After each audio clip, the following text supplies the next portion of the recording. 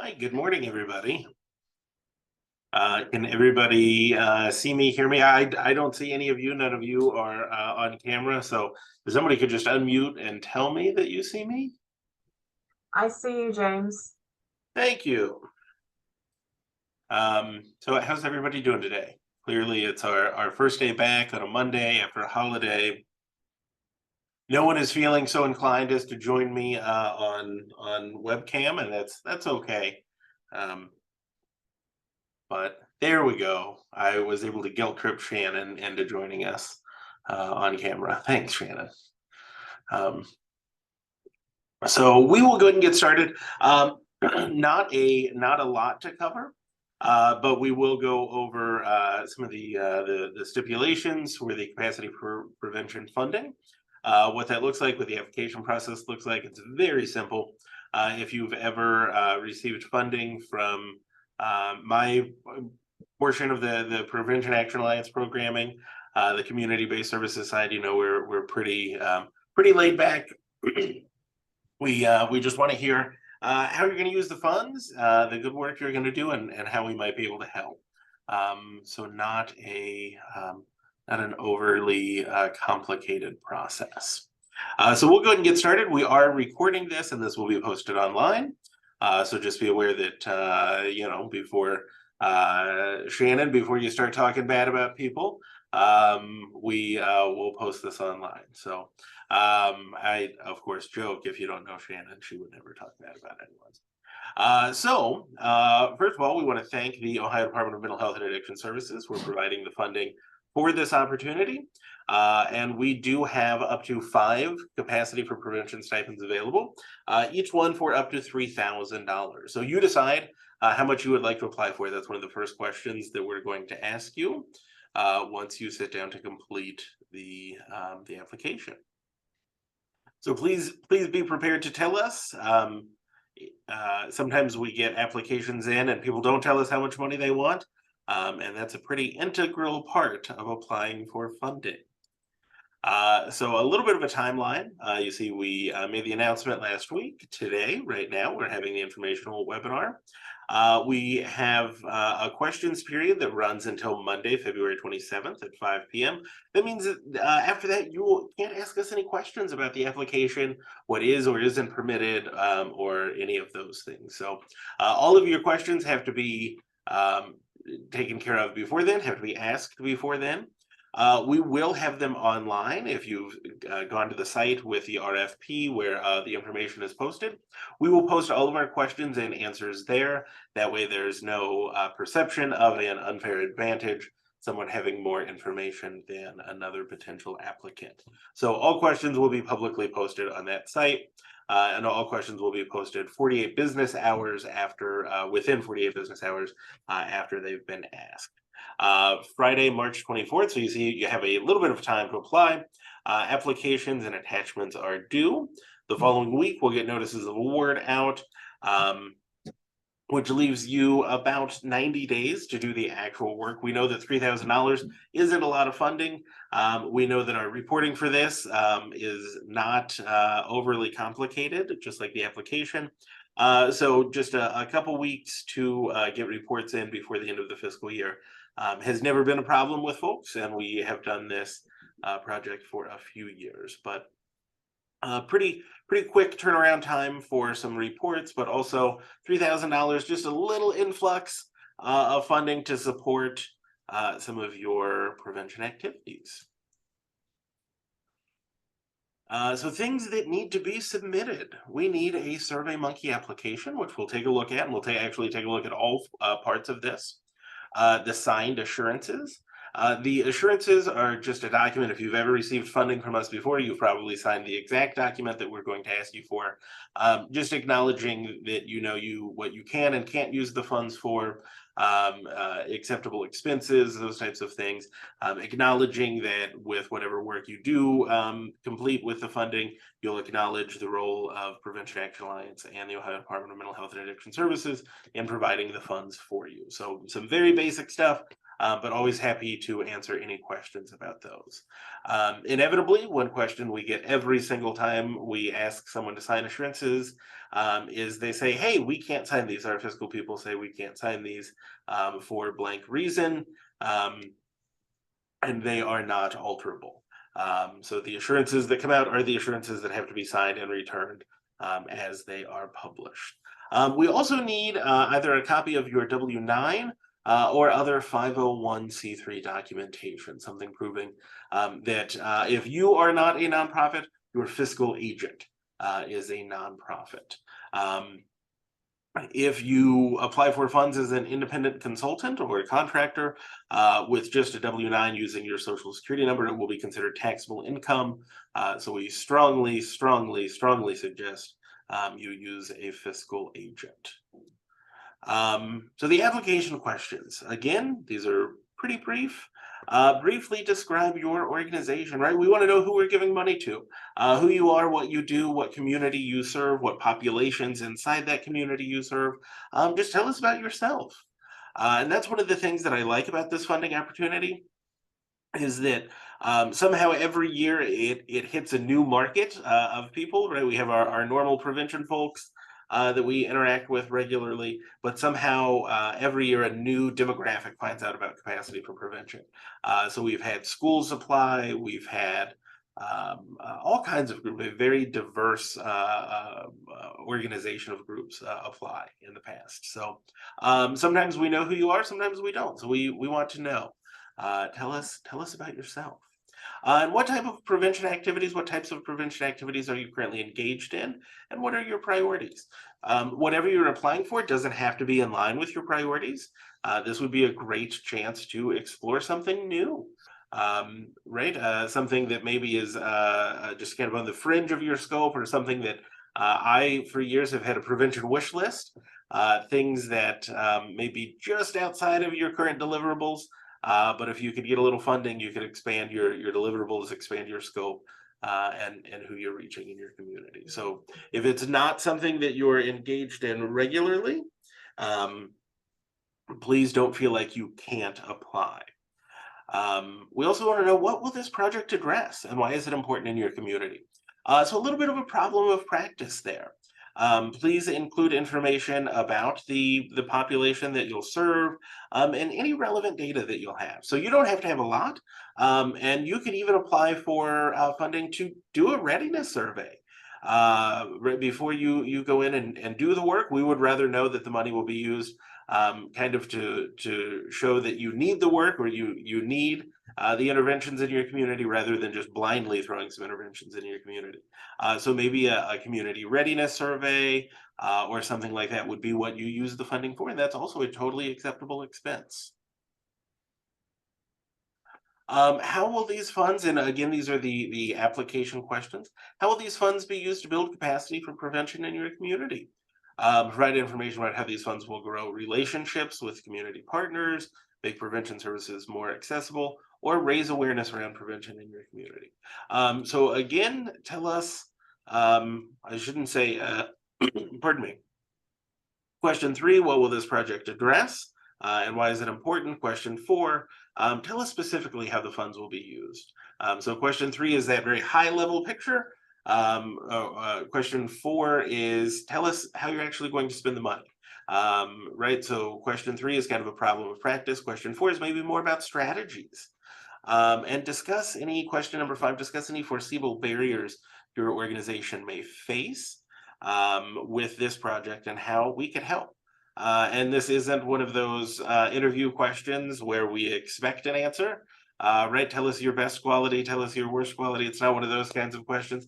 If you don't have any foreseeable barriers, that's totally okay. But we would love to hear how we can support you, even if you think this is going to be a walk in the park. We have a lot of expertise at PAA, and that is certainly not me talking about myself. I would probably put myself last on that list. We have so many great prevention folks on staff here that do so much across the state, and we would love to have them be at your disposal for this project. So if there is any way that Prevention Action Alliance can provide any type of technical support, training, or technical assistance, please let us know. The award criteria. So you must be a local government agency, school, college, or a community-based group. That is a pretty broad swath of people that are able to get funded, i.e., almost anyone that is a nonprofit. If you are interested in doing prevention, we'd love to hear from you. So if you are attending as a prevention specialist, or from a community agency, and you think, well, hey, maybe this isn't for us, but we're working with a community group, we're working with a new coalition, as long as they have a nonprofit, a 501c3 serving as their fiscal agent, they're more than welcome to apply. And we've given money in the past to schools, to colleges. I will actually tell you, years and years ago, some of you may have applied for what we called our Push for Prevention funds, which was kind of the predecessor of this Capacity for Prevention project. And the Push for Prevention funds were split up. We offered stipends to only coalitions and only colleges. So we'd love to see colleges apply, but we've kind of expanded it, and even more groups can apply. So schools, colleges, community-based groups, coalitions, agencies, health departments, anyone that is a 501c3. Applicants may only submit one application. One application per agency will be awarded if multiple applicants apply. So we know that some of your organizations are very large and cover multiple areas.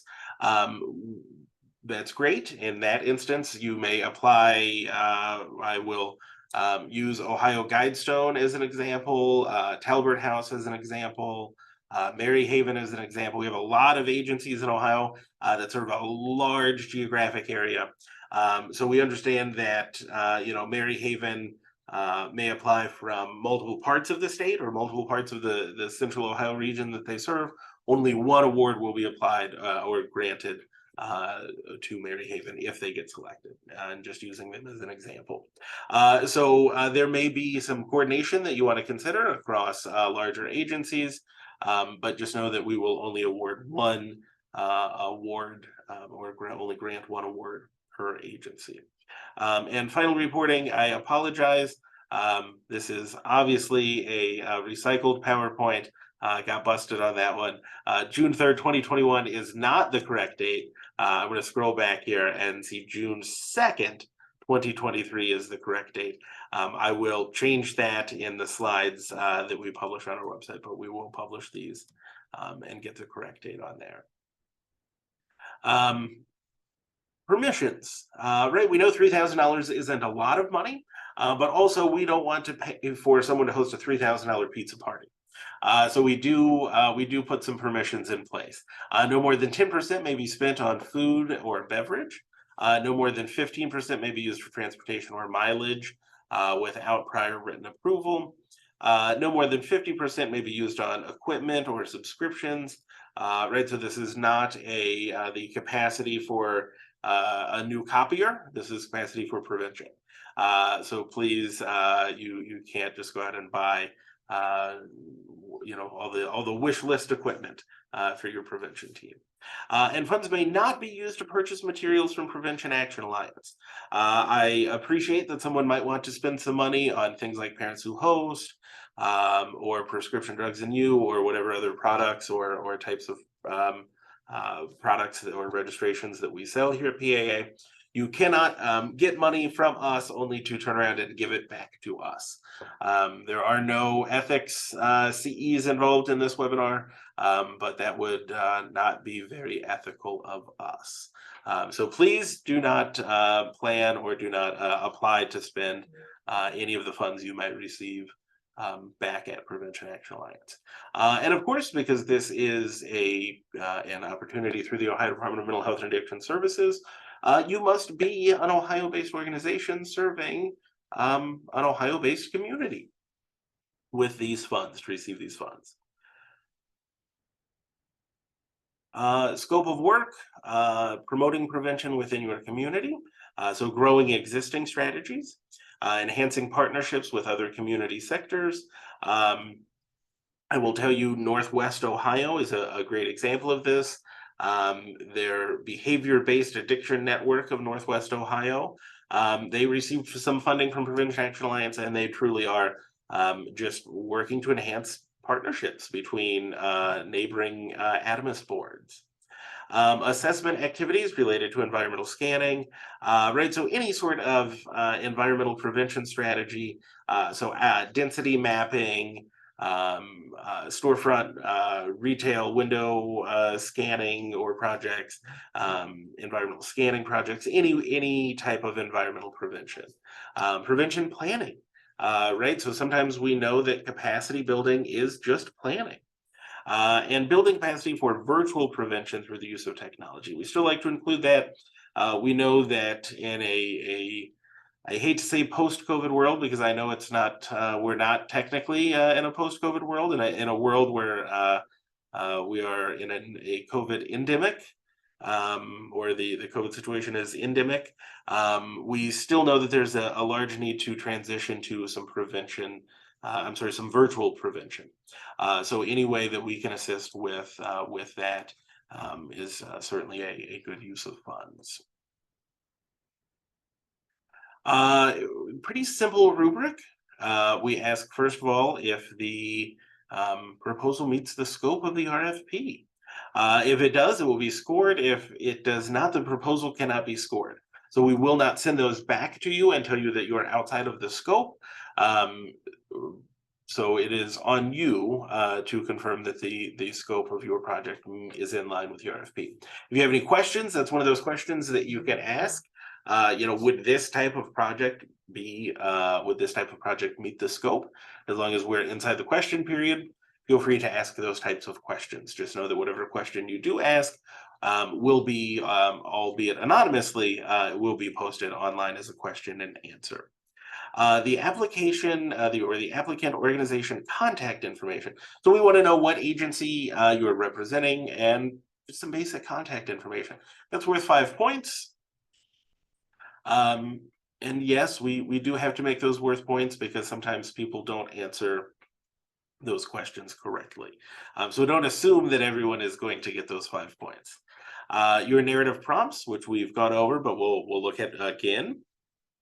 5 questions, each worth 5 points for a total of 25 possible points.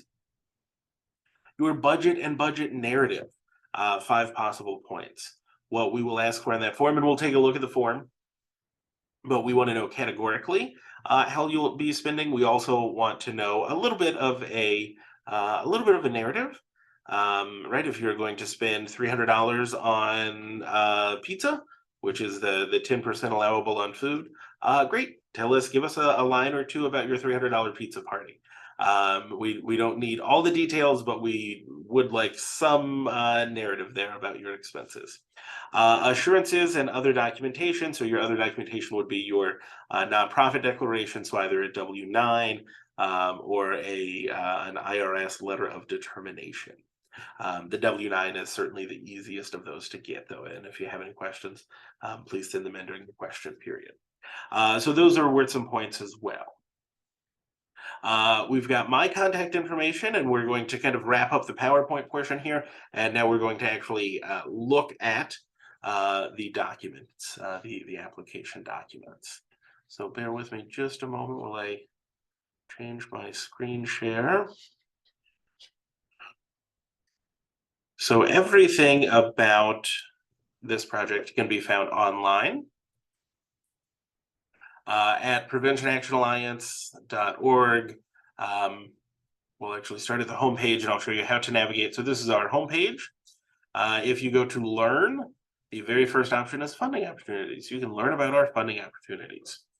So right now we only have one, and that is the Capacity for Prevention project. So here you can read the RFP, which will open a PDF with the RFP, everything you need, including links to the SurveyMonkey, the timeline, the questions, all of the information that you need is in this one document, including the budget template, including the scoring rubric. Everything you need is in this one document. You can go back to our site and you can download the assurances. Again, they'll come in as a PDF. You'll put your name, the organization name, right, the grantee, so your organization, your coalition, your agency, whomever that may be. And then we need a CEO, executive director, or authorized signer. That could be you as a supervisor, as the, pardon me, the supervisor, the program manager, whatever it may be. If you're authorized to sign that, that's great. We don't do any sorts of checks on that. The organization, this is where we need your name, your agency name. So the person responsible for meeting the assurances or making sure the assurances are adhered to, the organization you represent, and then your fiscal agent. And the fiscal agent needs to be a name of someone, not the organization name again. We get that sometimes. We need someone working in your account, your accountant, your CFO. It could be a CEO if you are a small agency, but you are your own 501. Sometimes the authorized signer and the fiscal agent are the same person. But we need you to sign as the authorized signer, as the person adhering to the assurances, and then the person accepting the funds. And I know that's confusing sometimes, but we like those two signatures. So we know that programmatically, we know that person is aware, and also fiscally, we know that person is aware of the obligations that you are agreeing to.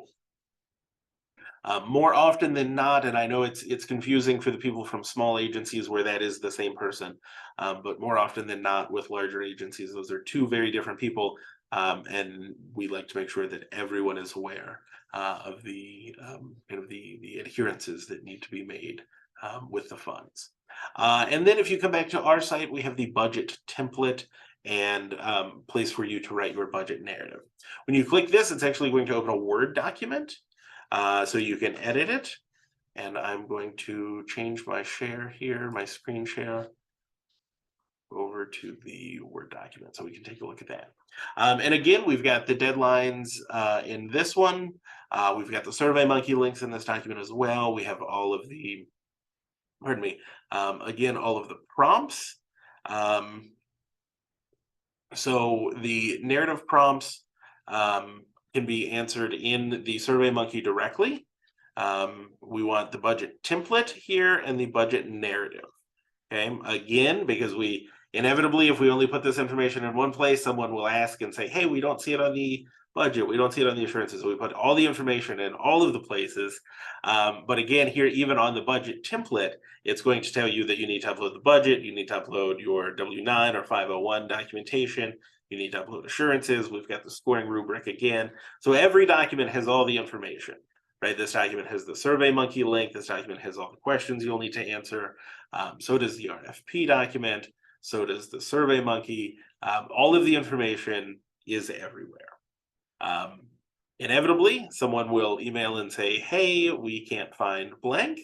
But I, just like all other questions, I promise we'll get that online within 48 business hours on the Prevention Action Alliance website.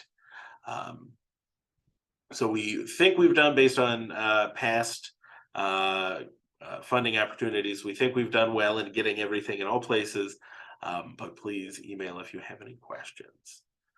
That said, we have reviewed the information, the scope, the application process. We'll open it up for Q&A now if there are any questions about acceptable expenses, scope of the project, the process itself. Any questions that you have, we'll be happy to answer. Otherwise, I'll say it's great to see everybody. I see some pretty capable prevention folks in the room, and I'm excited to see what type of applications we get this year. So James, it's probably no surprise I got a question. No worries. What can I do for you? Well, you know, I've got 3 substance use prevention coalitions and 1 suicide prevention coalition. So if all of them are interested in this, is it better that we all come together to apply, or should I recommend that they apply individually? Are they all separate 501s? No, they actually are all under us. They all are under us. So okay, so that is that hard part of you as the fiscal agent would be the grantee.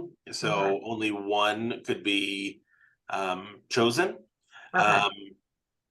So you could submit a collaborative project. You could also tell them best of luck and Godspeed. May the best application win. Okay. And leave it in our reviewers' hands to see who scores the highest. Well, then I think I know how Ashley and I might proceed. Hi, James. I'm Hi. Marie, and I'm representing an organization that we started a few years ago in Grove City. And I'm curious as to whether or not we can use these funds for, maintenance of our organization. Like, for example, for domain fees, for website hosting fees, and that type of thing. Yeah, those things would be the subscription portion of the funding. So it is, if we go to the assurances, no more than 50% may be used on equipment or subscriptions. So things like a domain or web hosting, those are considered subscriptions. So no more than 50% of the funds would be eligible for that type of expense.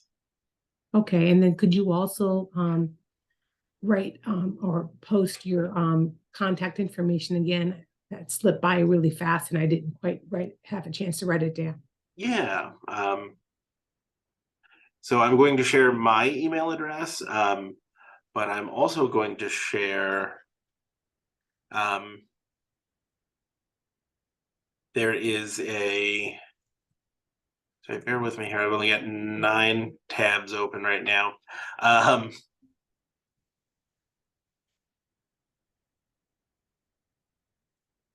There is an email address for specifically for questions.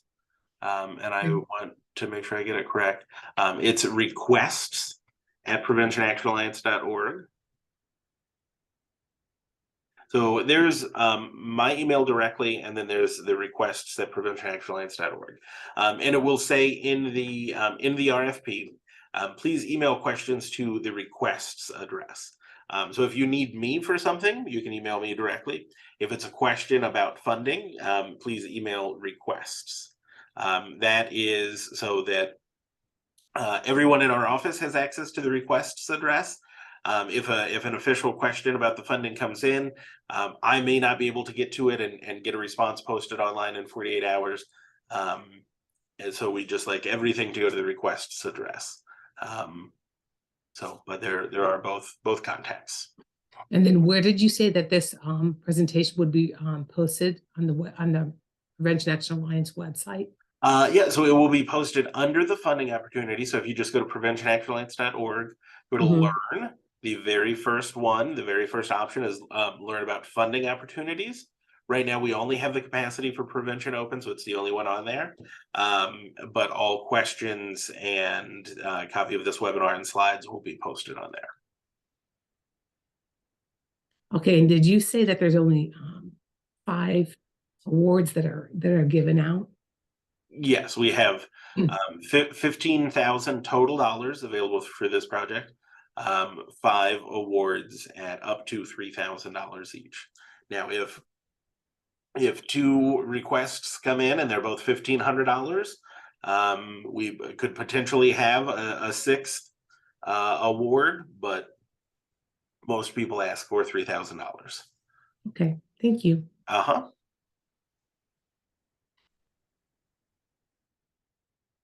right, I will ask if anyone else has any questions, comments, concerns. Otherwise, we are right at 9:30, which seems like a pretty, hopefully everybody had this on their calendars for an hour and now we're getting 30 minutes back. But if not, we are right at 9:30. So it seems like a pretty succinct stopping point. And I'm going to go ahead and stop recording.